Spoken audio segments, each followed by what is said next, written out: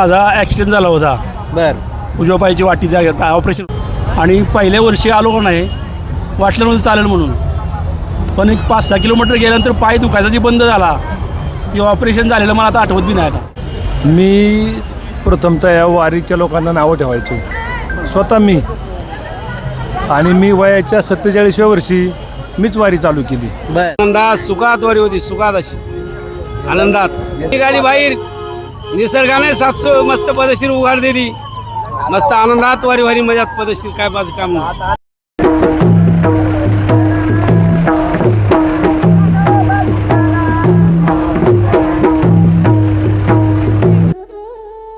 वारी एक प्रवास फक्त पंढरपुराकडे जाणारा नाही, तर मनाला भक्तीकडे नेणारा. वारी एक परंपरा जिथे लाखो अनोळखी माणसं एकाच नावाने जोडली जातात, माऊली. वारी एक संस्कृती जिथे जात, धर्म, श्रीमंती, गरिबी सगळे भेद मागे पडतात आणि उरतो फक्त विठ्ठल नामाचा गजर. हातात भगवा ध्वज, गळ्यात तुळशीची माळ, ओठांवर अभंग आणि हृदयात विठ्ठलाची ओढ. अशीच संत ज्ञानेश्वर महाराजांच्या पालखीची दिव्य वाटचाल आज आपण अनुभवणार आहोत. भक्ती, सेवा, शिस्त आणि आनंदाने भरलेला वारीचा हा अविस्मरणीय प्रवास. माऊलींच्या पुणे ते सासवड या प्रवासाच्या टप्प्यामध्ये आम्ही हडपसर येथे सहभागी झालो. पहाटेपासूनच रस्त्याच्या दोन्ही बाजूंना भाविकांची गर्दी उसळू लागली होती. लाखो वारकरी राम कृष्ण हरी, ज्ञानोबा माऊली या अखंड नामगजरात विठ्ठल नाम घेत पुढे चालत होते. ते दृश्य इतकं भारावून टाकणारं होतं की जणू भक्तीचा अथांग महासागरच पृथ्वीवर उतरला होता. कुणी भक्तिरसात तल्लीन होऊन नाचत होतं, कुणी अभंग गात चाललं होतं, कुणी टाळ, मृदंग, वीणा आणि हलगीच्या तालावर संपूर्ण दिंडीला उत्साह देत होतं.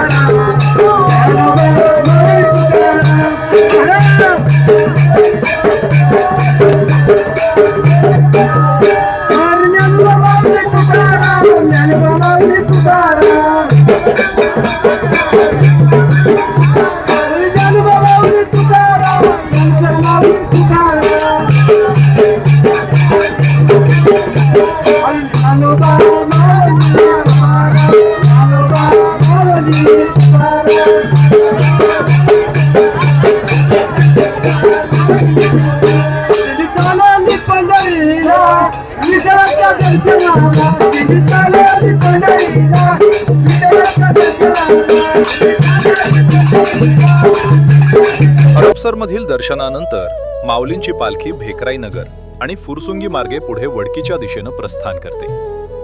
हजारो दिंड्या, लाखो वारकरी आणि अखंड सुरू असलेला हरिनामाचा गजर, या सगळ्यामुळे हा प्रवास केवळ पायी चालण्याचा राहत नाही, तर तो भक्तीचा अखंड सोहळा बनून जातो. अखेर पालखी वडकी येथे पोहोचते. वडकी हा या प्रवासातील अत्यंत महत्वाचा टप्पा, कारण इथून पुढे सुरू होतो दिवे घाटाचा चढवारीतील सर्वाधिक खडतर आणि तितकाच नयनरम्य प्रवास. या चढाईपूर्वी संत ज्ञानेश्वर माऊलींची पालखी वडकी येथे काही काळ विसावते. वारकरीही येथे थोडी विश्रांती घेतात, पाणी पितात, अल्पोपहार करतात आणि पुढील प्रवासासाठी स्वतःला तयार करतात. चला ऐकूया वारकऱ्यांच्या भावना, त्यांच्या शब्दातून, त्यांच्या अनुभवातून. कुठं आले? अरे बापरे, लय लांबून आले. हो आलो की. किती वारी? ही तिसरी वारी. तिसरी वारी? हो तिसरी वारी. वय वय असेल बघा 70 60 65 70 जवळ असेल. 60-65च्या पुढेच. हो. काय म्हणताय, कशी वाटते वारी? वारी कशी वाटते? वारी मस्त वाटते.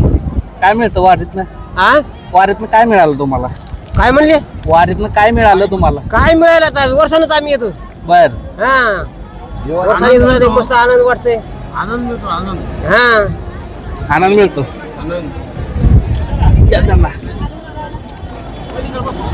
आनंद मिळतो बा माऊली. बर. वारीत मला समाधान म्हणजे घराची सुद्धा हेतू येऊ शकत नाही. माऊली भक्त साहेब, अशी माऊली भक्ताची कृपा हा आपल्यावर. तुमची किती वारी? माझी 14वी वारी आहे. 14वी वारी. काय सांगता, कुठून आला तुम्ही? आम्ही परभणीतून आलो. परभणीतून आले का? आळंदीहून आता पंढरपूर. आळंदी ते पंढरपूर पायी मजात, आनंदात, सुखात वारी होती. सुखात अशी आनंदात. हा? आनंदीत पाऊस नाही. आळंदीत पाऊस होता, पूर होता. आळंदीत माऊली माता बेजारी झाली. करून दिली ना. माऊलींनी पुन्हा वाट करून दिली ना. वा वा, आनंदात, मजात. माऊली निघाली बाहेर निसर्गाने सातसो मस्त पदशीर उघाड दिली. मस्त आनंदात वारी वारी मजात पदशीर काय माझं काम नाही. आता आनंद झाला इथंच बेसारी झाली. पंढरपुरापासून अशीच माऊलीनं साथ द्यावा भक्तायला. देणार ना 100% अशीच कृपा विनंती माऊलीची आपल्या चरणी. वारी का करावी प्रत्येकाने हा? काय वाटतं तुम्ही 14 वर्ष वारी केली बरोबर बरोबर. वारी कशासाठी करावं माणसाने वारी कशासाठीच नाही, नुसती आनंद लुटायसाठी वारी करायची. काहीतरी घडाव काहीतरी घडावं, आपल्या मनाला शांती भेटावं म्हणून अशी आनंदानं वारी करायची. वारीच आहे हो पहिलीच वारी आहे आपली माऊलीला मागायचं नाही काही आपल्याला. पहिलीच आहे आपली वारी वारी म्हणजे वारीच असते काही जरी झालं तरी वारी चुकत नसते वारी चुकीतच नसतात आता आमचं काम जरी असलं तरी सोडून देतो आम्ही कोणी घरच्या माणसाने कोणी बघतात ते काम घरी कोण कोण आहे घरी एक मुलगा आहे बर शेती करते ती. समजा आनंद येऊ माऊली तुमच्या आशीर्वादानं. माऊलीच्या आशीर्वाद हो माऊलीच्या बी तुमच्या बी आशीर्वादानं सगळ्यांचे आशीर्वाद समजायचा भक्ताचा आशीर्वाद लागा वार करायचा. चला रामकृष्ण हरी रामकृष्ण हरी रामकृष्ण. वडकीतील अल्पविश्रांतीनंतर वारकरी पुन्हा एकदा दिवेघाट चढण्यास सज्ज होतात. समोर असतो चढाचा खडतर प्रवास, पण त्यांच्या चेहऱ्यावर थकव्याची छटा देखील दिसत नाही. टाळ मृदंगाच्या गजरात, अभंगांच्या सुरात आणि ज्ञानोबा माऊली तुकाराम या अखंड जयघोषात प्रत्येक पाऊल पुढे पडत राहतं.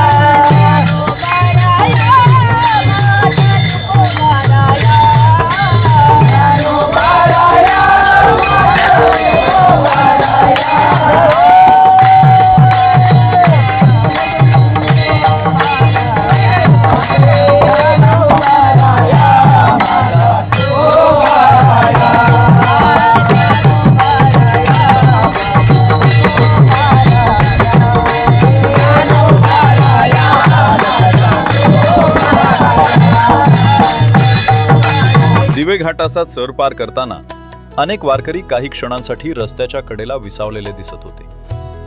कुणी पाण्याचा घोट घेत होतं, कुणी सावलीत बसून थोडासा श्वास घेत होतं, तर कुणी टाळ मृदंग बाजूला ठेवून पुन्हा प्रवासाला सज्ज होत होतं. याच विश्रांतीच्या क्षणी आम्ही काही वारकऱ्यांशी संवाद साधला. कुणी सांगितलं, आम्ही अनेक वर्षांपासून नियमित वारी करतो, तर काहींनी सांगितलं, प्रवास कठीण आहे, पण माऊलीचं नाव घेतलं की सगळा थकवा क्षणात दूर होतो. चला ऐकूया या वारकऱ्यांचे अनुभव त्यांच्या शब्दातून.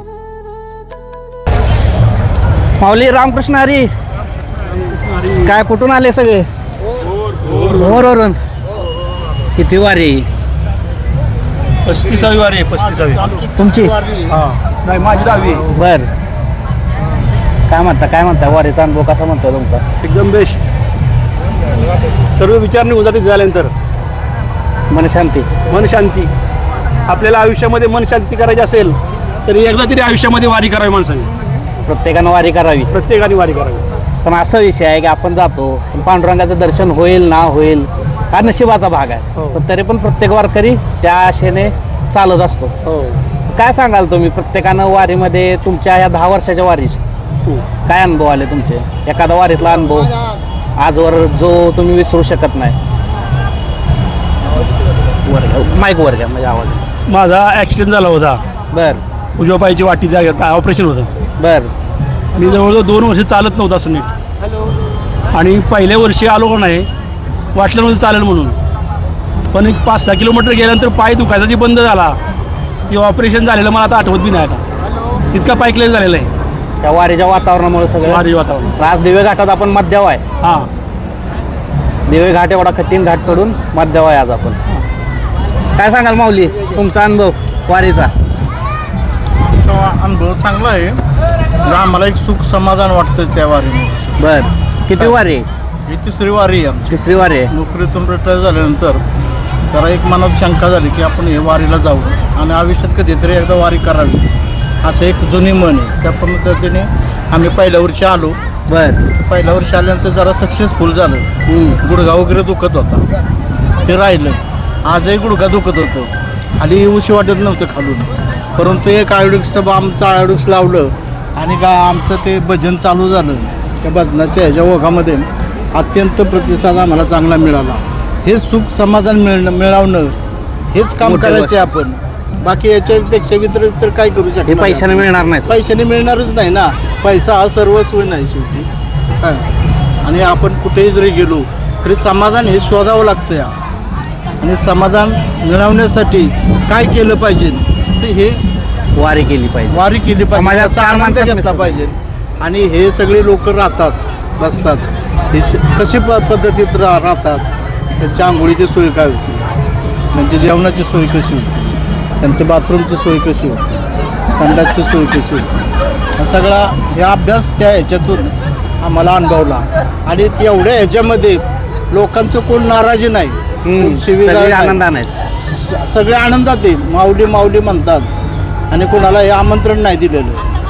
ह्या माऊलीच्या सोहळ्यामध्ये एवढे कितीतरी आपल्याकडे लाखो लोक येते पण ह्याच्यामध्ये कुणी समाधान व्यक्त म्हणजे हे केलं नाही, आमंत्रण नाही दिलं. तर बिगर आमंत्रण देण्याचं हा मार्ग म्हणजे ही वारीची शेवटी. आणि ही पंढरीची वाट आहे.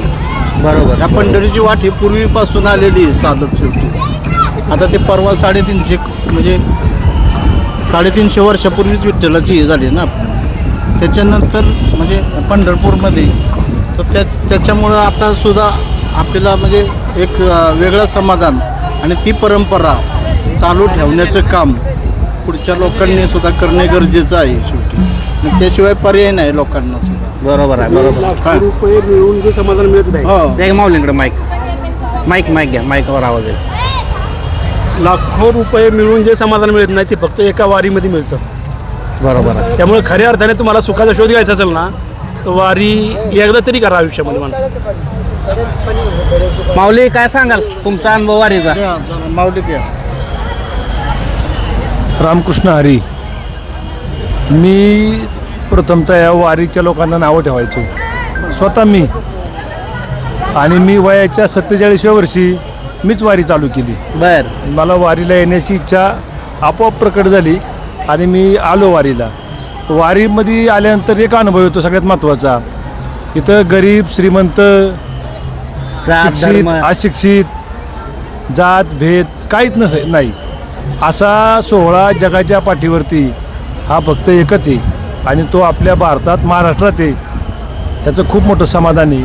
आणि वारीचा अनुभव सांगण्यापेक्षा वारीला आल्याशिवाय तो अनुभवच मिळत नाही आणि ते समाधान मिळत नाही.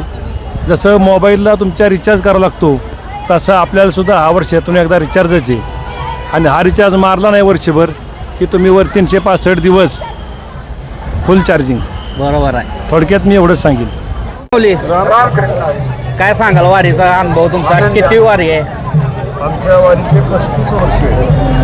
हे 35 वर्षे बर आम्ही भोर तालुक्यामधून बर ज्या ठिकाणी छत्रपती शिवाजी महाराजांनी स्वराज्य स्थापनेची शपथ घेतली त्या रायरेश्वर किल्ल्याच्या पायथ्यानं आम्ही निघतोय. बर गेले 35 वर्षे झाली.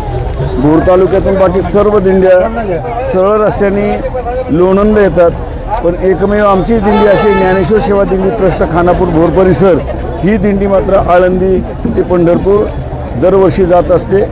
आमच्या दिंडीने पंढरपूरमध्ये जागा घेऊन मठ बांधलेला आहे, म्हणजे स्वतःचा निवारा दिंडीनं केलेला आहे. अशा पद्धतीने ही आमची दिंडी चालते. 150 लोक आमच्या दिंडीमध्ये आहेत. तुमचा अनुभव काय आहे वारीचा? कशी एखादा लक्षात राहणारा तुमचा अनुभव काय आहे वारीचा? वारीचा अनुभव म्हणजे माझी ही वारी 50वी बर माझी वैयक्तिक जी वारीची आहे. कारण मी ज्या वेळेला संस्थेमध्ये होतो, पहिली वारी माझी 76ला चालू झाली. 76 ते आता हे असणारं 50 वर्ष वारीला झालेली. पूर्वीच्या वारी आणि आताच्या वारीमध्ये बराच असा काही फरक झालेला आहे. पूर्वीच्या वारीमध्ये एवढी सुविधा नव्हती, आता सर्व प्रकारच्या सुविधा आहेत वारकऱ्यांना. मग 50 वर्षातला एखादा अनुभव सांगा वाटेल का तुम्हाला? काय अनुभव तुम्हाला पाहिजे? जो अनुभव तुम्ही विसरू शकत नाही, या 50 वर्षात तो अनुभव तुमच्या मनात राहिला आहे की हा वारीनं तुम्हाला दिलेलं हे आठवण आहे किंवा शिकवण आहे? वारीची आठवण अशी आहे की माझी तब्येत वाढली, त्याच्यामुळं मी दिंडी चालक असूनही मला चालता येत नव्हतं. एक टप्पा चाललो की एक टप्पा मी चालू शकत नव्हतो, गाडीत बसायचो. मी आरोग्य फॅमिलीमध्ये गेले 2 वर्षापासून स्वतः ब्रह्ममुहूर्तावर व्यायाम करतो. आज मी या वारीमध्ये नाचत नाचत पंढरपूरला जातो. हा माझ्या जीवनातला मोठ्यातला मोठा अनुभव आहे. रामकृष्ण हरी. दिवे घाटात काही क्षणांची विश्रांती घेतल्यानंतर वारकरी पुन्हा एकदा नव्या जोमाने मार्गस्थ होतात. क्षणभरापूर्वी थकलेली वाटणारी पावलं आता पुन्हा टाळ मृदंगाच्या तालावर पुढे सरकू लागतात. रामकृष्ण हरी, ज्ञानोबा माऊली, तुकाराम या अखंड नामगजराने संपूर्ण घाट पुन्हा एकदा दुमदुमून जातो.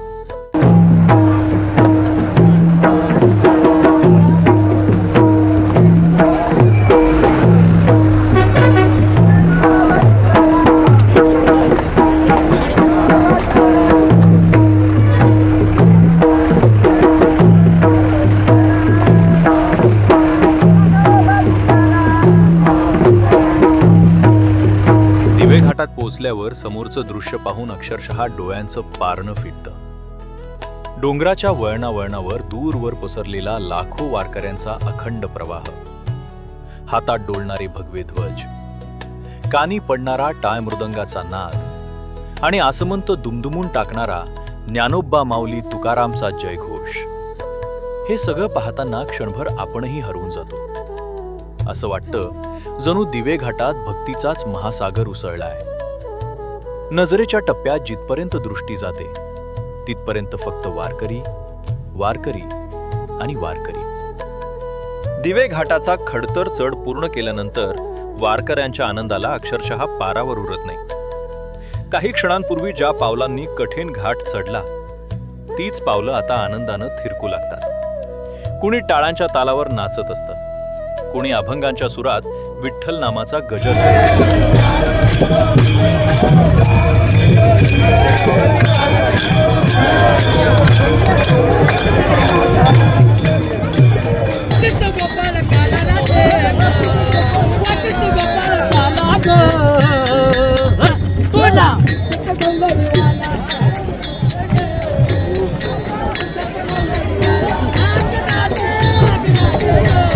दिवे घाटाचा चढ पूर्ण होताच समोर उभी असलेली विठ्ठलाची मूर्ती प्रत्येक वारकऱ्याचं लक्ष वेधून घेते.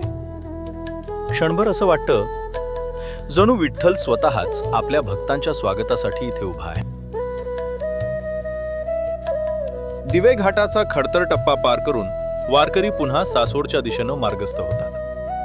शरीर थकलं असलं तरी मनात विठ्ठल नामाचा उत्साह तसाच असतो. आता प्रत्येक पाऊल सासवडच्या मुक्कामाच्या दिशेनं पडत असतं. थकव्यापेक्षा माऊलीच्या भेटीची ओढच त्यांना पुढे चालत राहण्याची ताकद देते. अशा प्रकारे माऊलींच्या पालखीचा हडपसर ते सासवड हा भक्तिमय प्रवास आम्ही अनुभवला. वारी म्हणजे केवळ पायी चालण्याची परंपरा नाही, ती श्रद्धा, सेवा, समता आणि माणुसकीचा जिवंत उत्सव आहे. या दिव्य सोहळ्यातील प्रत्येक क्षण मनात कायमचा कोरला जातो. अशाच महाराष्ट्राच्या भक्ती, परंपरा आणि संस्कृतीचा वारसा अनुभवण्यासाठी आज काय सोबत नक्की जोडलेले रहा. रामकृष्ण हरी.